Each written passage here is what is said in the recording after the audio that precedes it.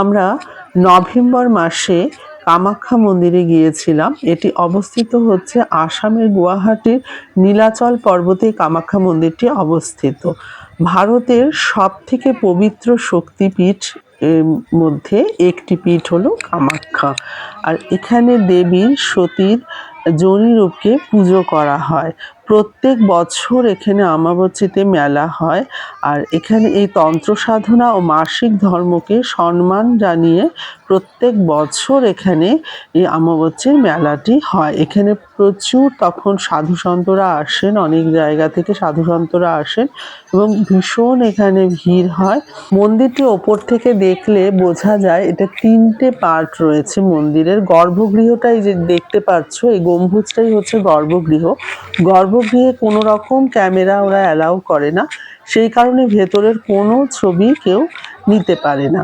এই গর্ভগৃহে যাওয়ার জন্য 3টে মন্দির দুটো মন্দির পার করে গর্ভগৃহে যেতে হয়। গর্ভগৃহ যেটা রয়েছে সেটা অনেকটা ডাউনে রয়েছে, অনেকটা নিচে নেমে গর্ভগৃহটা রয়েছে ঠাকুরের। আর ভেতরে কোনো সেরকম আলো নেই, খুব কম আলোর মধ্যে দিয়ে যেতে হয়।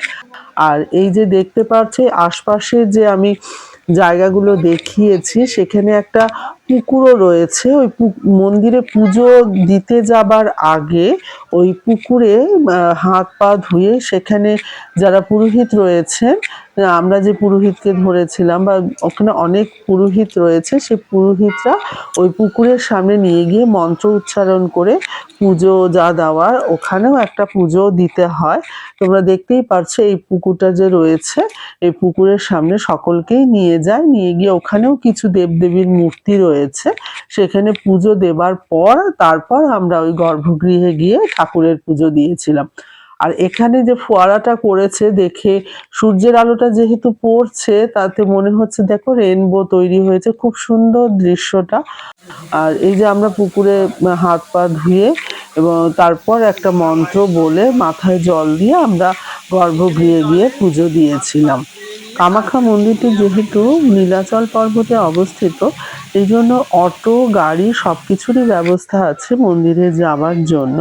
আর মন্দিরে পুজো দেওয়ার জন্য খুব ভোরবেলায় গেলে লাইন দিয়েও মন্দিরের ভেতরে প্রবেশ করা যায়, না হলে কুপনেরও ব্যবস্থা রয়েছে।